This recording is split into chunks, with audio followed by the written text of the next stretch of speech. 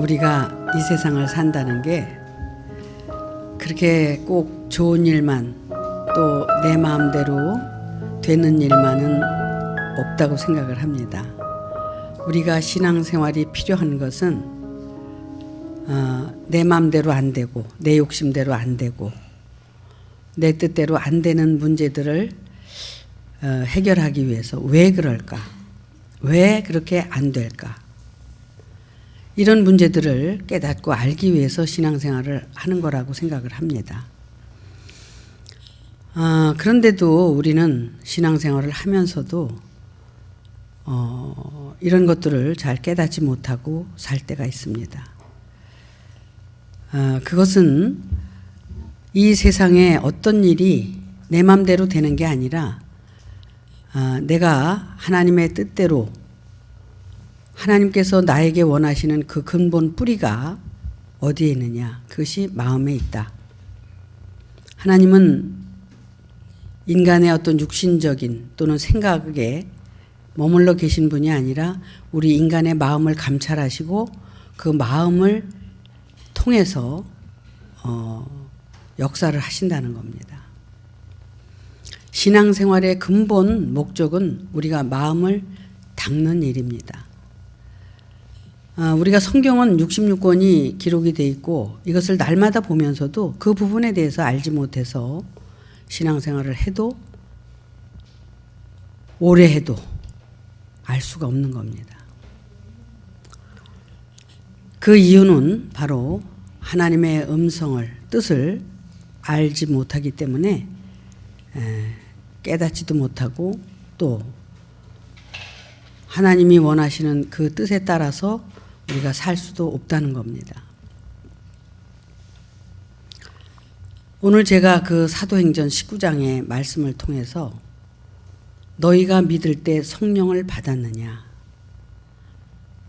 이 말씀을 왜 오늘은 또 이렇게 이 말씀을 전하게 됐냐면, 지난주에 너희에게는 허락된 그 비밀의 말씀, 그것이 바로 너희에게 허락된 그것은 바로 우리가 예수를 믿고 그의 말씀을 믿고 그 말씀대로 순종하고 살아갈 때 하나님께서 성령을 우리에게 주시고 그 성령을 따라서 여러분을 도와주신다는 겁니다. 2000년 전에 예수님께서도 이 세상에 오셔서 구원의 역사를 이루시고 정말 십자가에 달려 돌아가실 때 뭐라고 말씀을 하셨냐면, 내가 너희에게 보혜사 성령을 보내겠다. 내가 떠나는 것은 너희를 위해서 떠나는 거다. 그러면서 십자가에 달리러 가신 겁니다.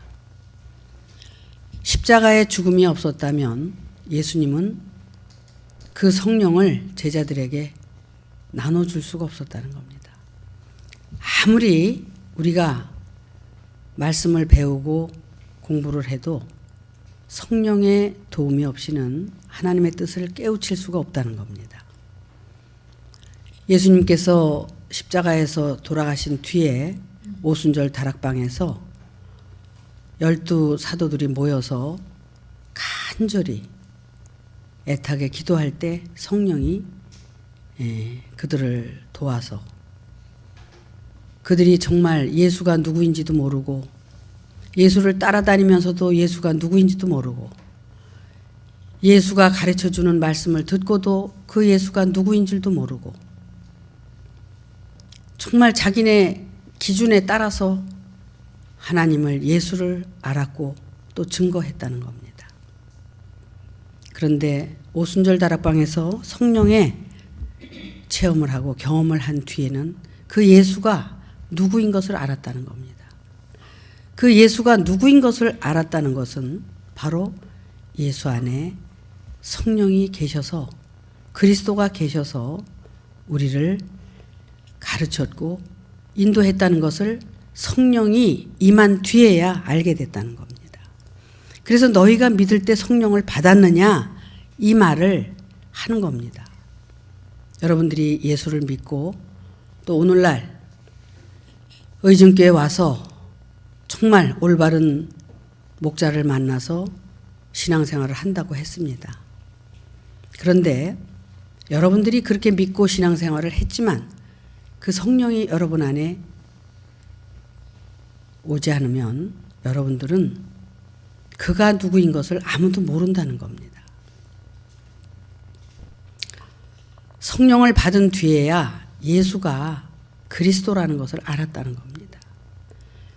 그리스도는 기름 부음을 받은 자고 기름 부음을 하는 자입니다. 기름을 부어주는 자예요.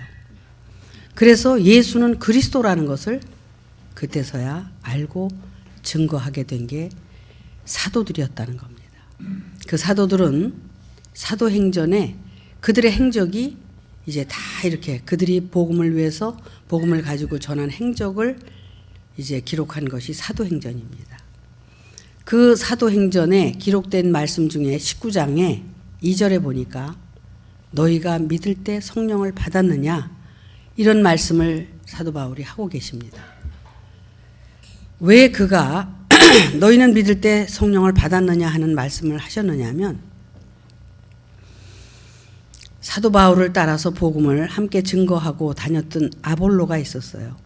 그래서 그 아볼로도 복음을 전하고 있었던 사람입니다. 근데 그 아볼로는 유대인으로서 정말 그 은혜를 받고 복음을 전하고 있었던 사람인데 그가 이 성령이 뭔지를 몰랐다는 겁니다. 성령이 뭔지를 모르는 거예요. 왜? 경험을 하지 않았기 때문에. 아볼로는 사도 바울을 따라서 고린도에 에베소에 가서 함께 복음을 전했던 사람입니다. 그런데 사도 바울이 보니까 복음은 전하는데 성령에 대해서 모르고 있는 것이 아볼로였었다는 겁니다. 도대체 그 성령이 뭐길래 성령을 받아야 되느냐. 성경 역사를 보면 제사장들이 나오고 애굽에서 신앙생활하는 제사장들, 광야에서 신앙생활하는 모세, 요단강가에서 세례를 베푸는 세례 요한이 있었고 그 세례 요한이 그 세례를 베풀 때 하늘에서 비둘기처럼 내리는 성령이 임하는 것을 봤다는 겁니다. 그래서 세례 요한은 바로 세례를 주면서 성령 세례가 뭔지를 보게 된 거고 알게 된 거예요. 그래서 자기가 데리고 있던 제자들을 다 어디로 보냈어요? 예수께로 다 보낸 겁니다. 왜냐하면 그 물 세례를 받는 것이 아니라 성령 세례를 받아야 구원이 있고 하나님의 생명을 얻을 수 있기 때문에 예수께로 다 보낸 겁니다. 이와 같이 우리가 지금 받는 이 말씀의 세례는 어떤 거냐? 여러분들이 받는 이 세례는 물 세례냐? 성령 세례냐? 이것은 여기서 제가 아무리 성령 세례를 여러분에게 주어도 여러분의 상태에 따라서 받게 된다는 겁니다. 여러분이 지금 애굽에 속해서 애굽적인 신앙생활을 한다면 여러분들은 제가 주는 말이 제사장의 말로 들릴 겁니다.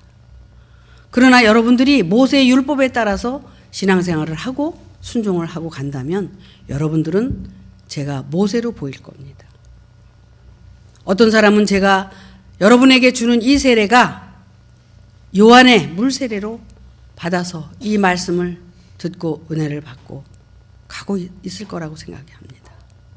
그러나 어떤 사람에게는 이 말씀이 성령 세례로 여러분에게 들려서 여러분들은 하늘에서 비둘기처럼 내리는 이 성령의 깊은 뜻을 깨닫고 알게 될 것이라고 저는 생각을 합니다. 이것은 제가 같은 말을 해도 여러분의 상태가 다르기 때문에 여러분의 상태에 따라서 여러분에게 임한다는 겁니다. 내가 어떻게 준비하고 있느냐, 내가 어떤 마음그릇을 가지고 있느냐, 내가 애굽의 마음그릇이냐, 광야의 마음그릇이냐, 가나안 땅의 마음그릇이냐, 그 마음그릇을 준비한 대로 여러분들은 이 말씀을 들을 것이라고 생각을 합니다.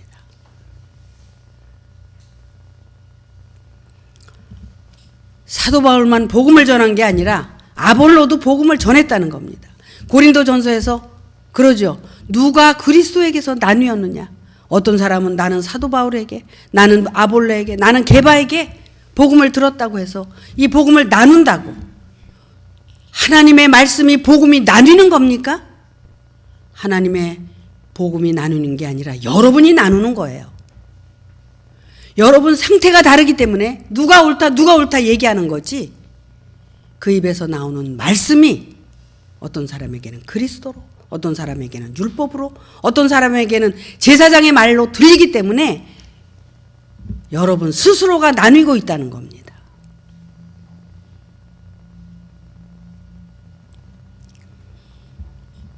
여러분, 그러면 여러분들이 이 말씀을 듣고 믿고 이 말씀대로 순종하고 가려고 할 때 여러분들에게 하나님께서 마음그릇을 보고 여러분을 돕는다는 겁니다. 성령은 언제 임한다고 그랬어요? 마지막 때 임한다고 그랬어요. 여러분들이 깨지고 부서지고 정말 절박했을 때, 여러분들이 하나님을 부르고 외칠 때, 그때 성령이 오신다는 겁니다. 그래서 여러분을 돕는다는 겁니다. 오순절 다락방에서 사도가 되기 전에 제자들이 얼마나 간절한 기도를 했겠어요.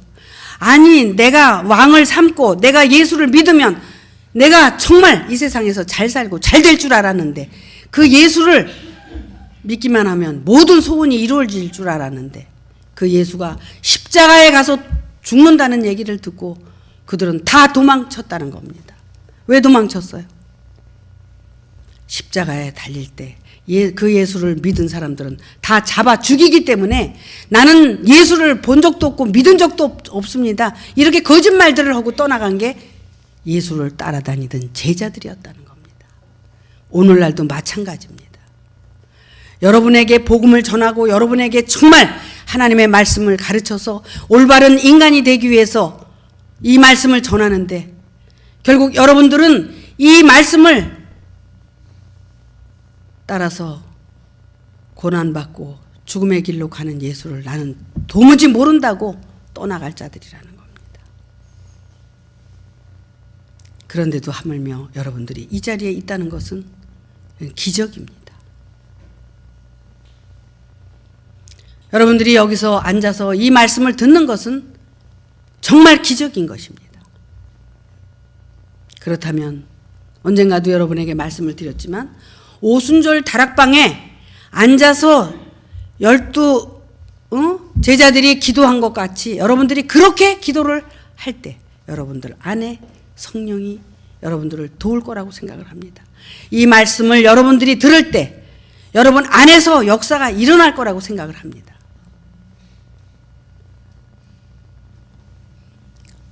사도 바울이 에베소를 갔어요.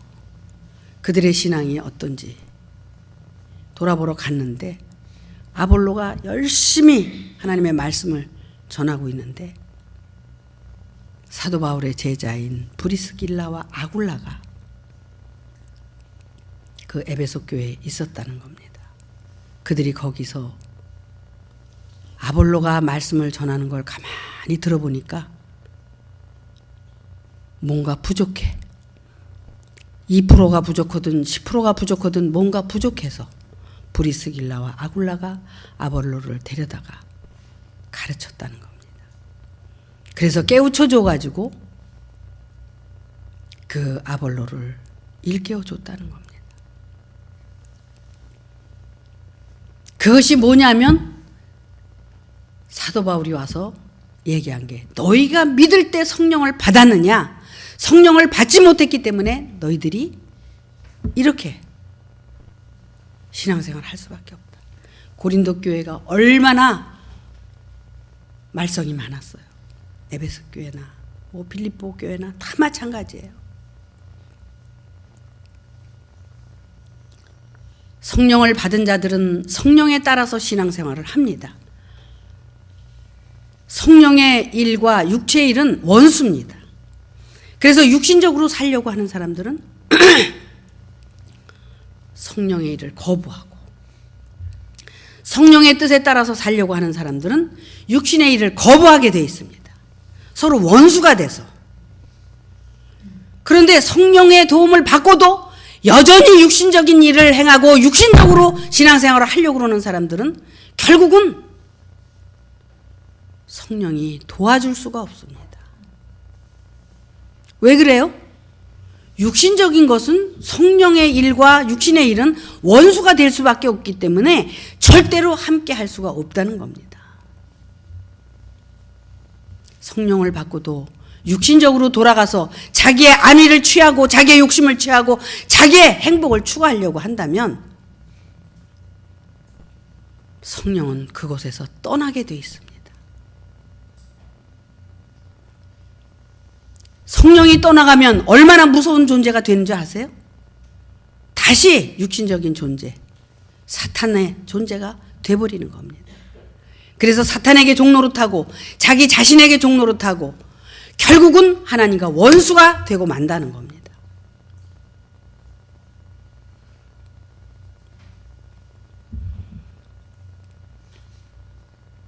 고린도전서 12장인가요? 우리가 9가지 은사에 대해서 항상 여러분에게 말씀을 드렸죠. 9가지 은사. 우리는 그 은사적인 것을 가지고 내가 은사 때문에 주저앉는 게 아니라 그 은사를 통해서 하나님의 살아계심을 깨닫고 우리가 점진적으로 변화를 받아서 내가 정말 믿음의 은사면은 내가 병 고치는 은사로 또 예언의 은사로 지식의 은사로 지혜의 은사로 이렇게 우리가 거듭나고 변화되는 겁니다. 그렇게 되라고 성령을 여러분에게 비침을 주고 가르쳐 주는데도 지속적으로 어떻게 해요? 그 성령에 따라서 살려고 그러는 게 아니라 인간의 지식과 인간의 생각과 인간의 마음으로 살려고 하는 그 악랄한 존재가 결국 자기 자신을 지옥으로 끌고 가는데도 불구하고 결국은 그 짓을 하고 산다는 겁니다.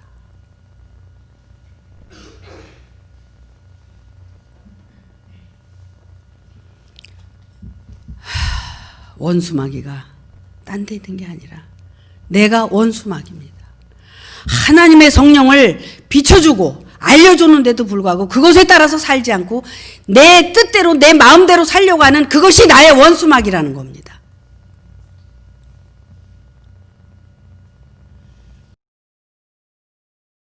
몸한테 종노릇하고 내 생각에 종노릇하고 내 마음에 종노릇하고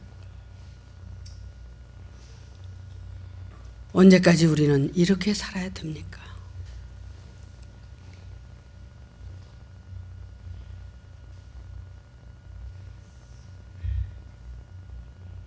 성령이 여러분을 돕는 것은 성령의 열매를 맺고 살다가 여러분들이 정말 하나님의 사람으로 열매가 되게 하기 위해서 성령을 여러분에게 비춰주시는 거예요. 근데 그 성령을 아무나 받는 게 아니라는 겁니다. 제자들이 예수를 3년 반 동안 그렇게 날마다 쫓아다니면서 예수를 붙들고 다녔는데 그 성령을 못 받은 거 아니에요? 그리고 나서 예수를 저 십자가에 죽게 만들어 놓고 그리고 나서 받은 성령이에요. 그게 장자권을 그 가치 없는 팥죽 한 그릇에 팔아먹은 에서가 왜 팔아먹었겠어요?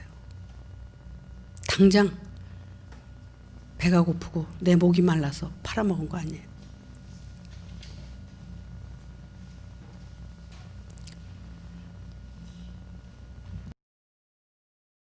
하나님의 말씀을 듣고 그 많은 은혜를 받고 그 많은 것을 깨달았는데도 송두리째 던져버리는 마음 하나 지키지 못하고 믿음 하나 지키지 못하고 팥죽 한 그릇에 장자권을 팔아먹은 것처럼 내동댕이 쳐버리는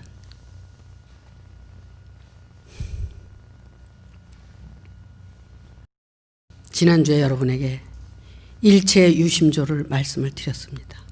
모든 것이 마음먹기에 달렸다.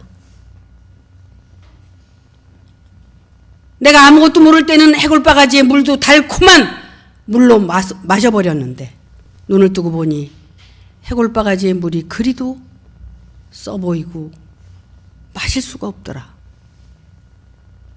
그건 왜 그래? 똑같은 물인데.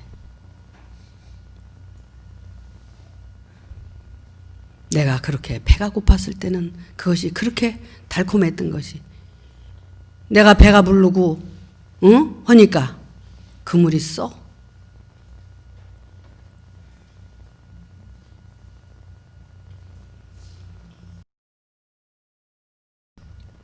3절에 보니까 바울이 이런 말씀을 해요.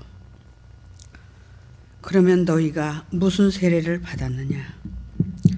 대답하되 요한의 세례로라. 바울이 가로되 요한이 회개의 세례를 베풀며 백성에게 말하되 내 뒤에 오시는 이를 믿으라 하였으니 이는 곧 예수라 하거늘 저희가 듣고 주 예수의 이름으로 세례를 받으니 바울이 그들에게 안수하매 성령이 그들에게 임함으로 방언도 하고 예언도 하니 모두 12사람쯤 되니라.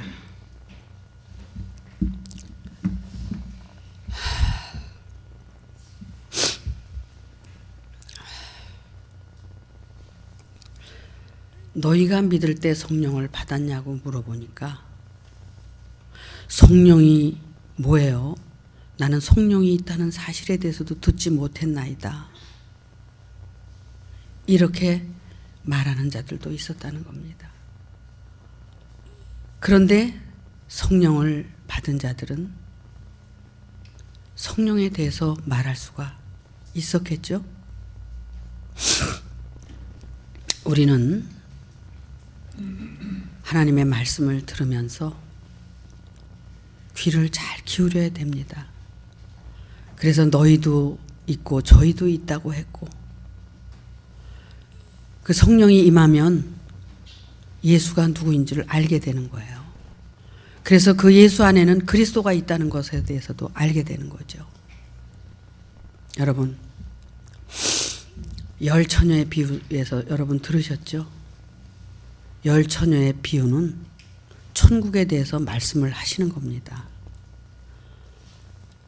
열 처녀가 있었는데 다섯 처녀는 등을 준비했고 다섯 처녀는 기름을 준비한 여자예요. 근데 거기서 그 기름 준비한 자들만 예수를 만날 수 있었다는 겁니다. 바로 성령을 우리가 구하고 성령이 임하기를 바라는 것은 바로 기름 준비하는 다섯 처녀와 같다는 겁니다. 여러분, 구하고 찾고 두드려라. 그리하면 너희에게 성령을 주시지 않겠느냐. 우리의 신앙의 최종 목표는 성령을 구하는 거예요. 성령이 너희에게 임하면 유대와 사마리아와 땅끝까지 복음의 증인이 된다고 그랬는데 성령이 임해야 여러분 자신이 구원을 받게 되고 구원을 받게 되면 나가서 복음의 증인이 될 수 있는 겁니다.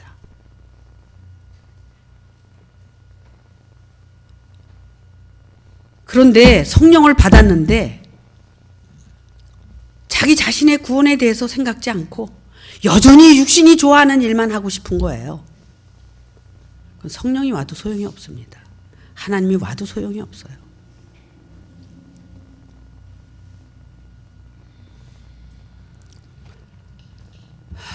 성령이 임하면 육신의 일을 절제하게 만듭니다.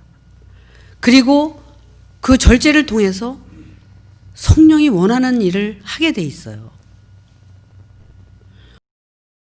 갈라디아서 5장 22절에 보니까 성령의 열매에 대해서 기록해 놓은 데가 있어요. 성령의 열매는 은사가 9가지 있는 것처럼 9가지 열매가 있더라고. 그러면 그 성령에 따라서 그 열매를 맺고 살아야 돼. 그런데 육체가 좋아하는 일들은 뭔지 아세요? 육신이 좋아하는 것은 성령이 원하는 대로 살지 않는 거예요. 근데 그게 이렇게 대두돼 가지고 어떻게 하느냐? 여러분의 존재 발견을 그래서 해야 돼. 내가 성령을 따라서 살고 있느냐? 아니면 내가 육체의 욕심을 따라서 살고 있느냐? 보세요. 정확하게 여러분 자신을 보세요. 내가 그러면 천국으로 갈 건지 지옥으로 갈 건지 누가 알려주는 게 아니라 자기 스스로가 알 수 있어.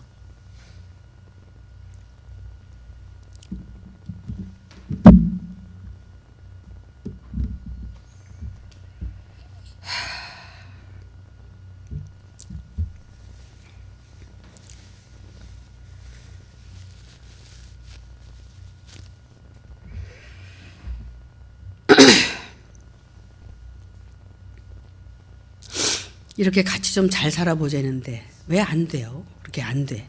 왜 그렇게 살질 못해?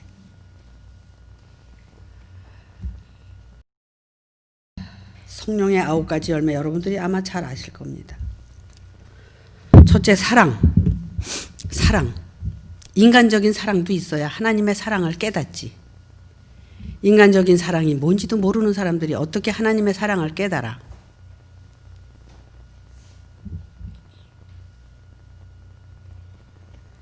사랑을 하다 보면 두 번째, 기쁨.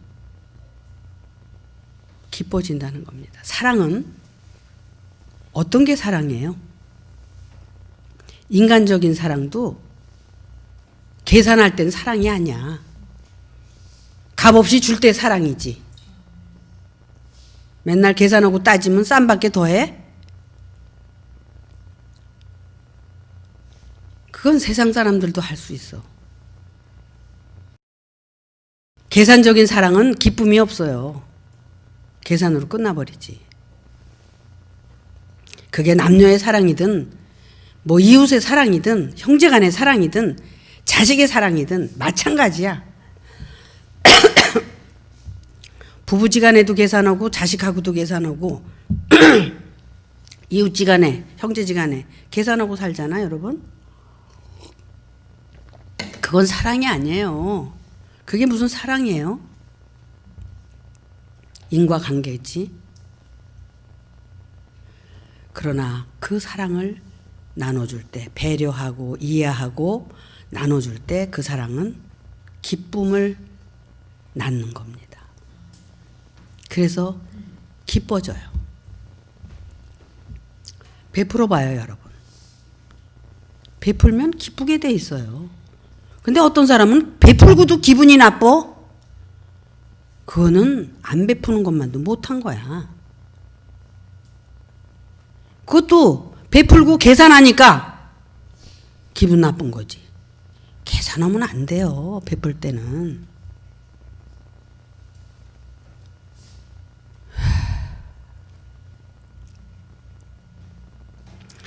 그렇게 베풀 때 기쁨이 오면 평안도 찾아오게 돼 있다는 거야, 평안. 그러니까 계산하니까 평안이 와요? 지옥이지, 지옥. 이것도 꼴보기 싫고 저것도 꼴보기 싫고.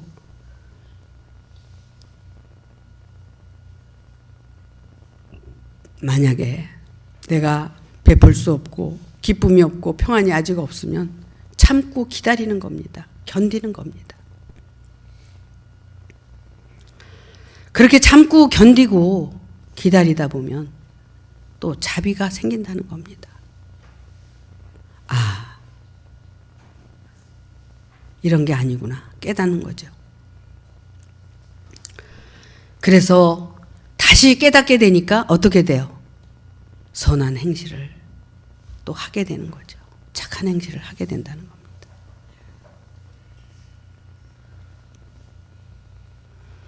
이렇게 살면서 정말 나에게 이 사랑을 깨닫게 해주고 알게 해준 하나님, 나의 목자, 너무 감사해서 충성을 하는 겁니다. 이런 변화를 통해서 삶이 바뀌어지고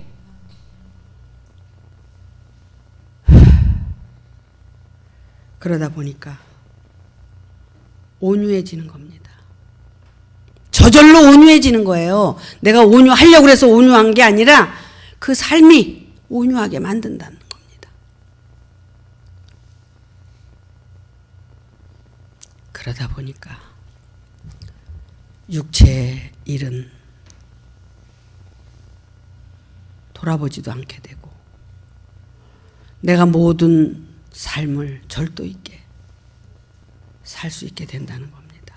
그래서 절제도 할 수 있고 내 분수도 깨닫게 되고 알게 되고 그래서 내가 무엇을 하며 사는 것이 가장 기쁘고 최선인가를 깨닫게 되니까 나누게 되는 겁니다. 그게 돈이든 마음이든 물건이든 시간이든 몸이든 나누게 된다는 겁니다.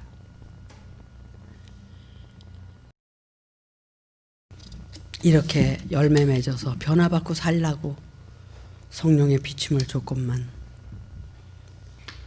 다 육신적으로 계산해서 다 팔아먹고 어쩌란 말입니까?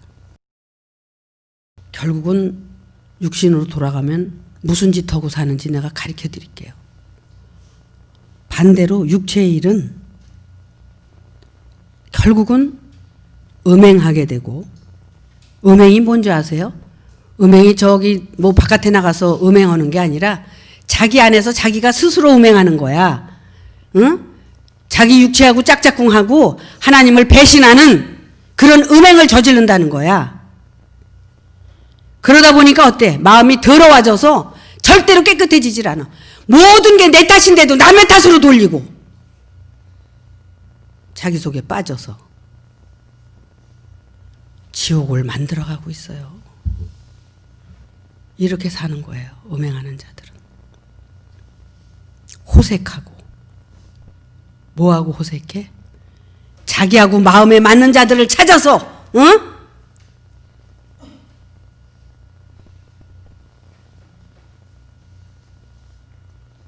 그리고 나는 왜 이래? 나는 왜 이래? 그렇게 홀로서기를 하고 살라고 해도 인간을 의지하려고 하는 그 속성을 버리지 못하고 하나님을 의지하고 서서 살 생각을 해야지. 결국 그렇게 되면 우상숭배를 하는 거예요. 주술을 하고. 주술이 뭡니까? 응? 자기가 점치고 다 해. 다. 이건 옳고 이건 맞고 틀리고.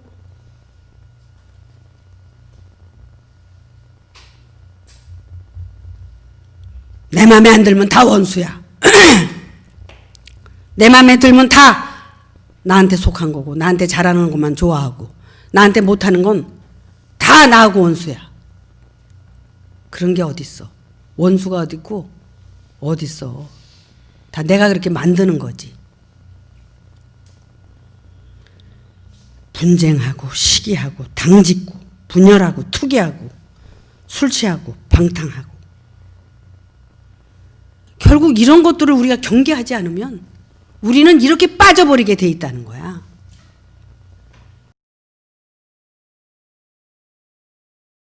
유일하신 참 하나님은 이 우주를 창조하고 이 지구를 창조하고 인간을 창조해서 선지자들을 보내고 아들들을 보내고 사도들을 보내서 인간을 하나님의 아들들로 만들어서 하나님과 함께 천국의 삶을 살게 하려고 이 세상에 모든 것들을 창조해서 모든 것들을 다 선물로 줬는데도 받아 누리는 것이 하나둘이야?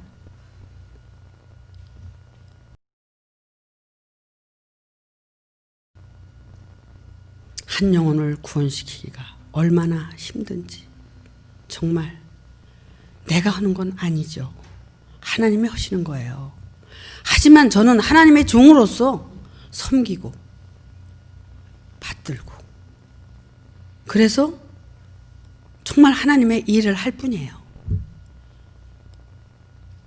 그런데 이 사람이 가능성이 있나 저 사람이 가능성이 있나 볼 때마다 실망하고 실망하고 좌절하고 좌절하고 그것이 힘들다는 겁니다. 그래도 하나님의 마음을 아니까 견디고 사는 거죠. 얼마나 슬프고 괴로우시겠어요.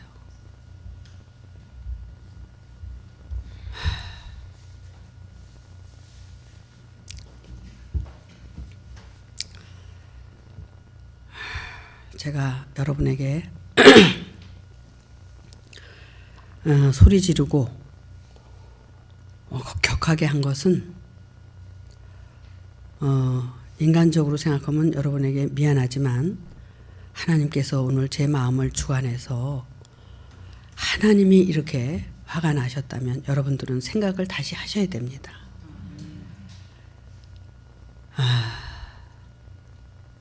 우리가 신앙생활 어린애 장난 아니에요.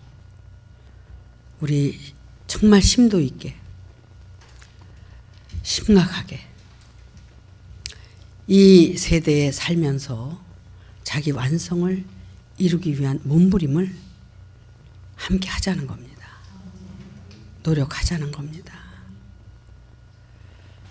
마치겠습니다.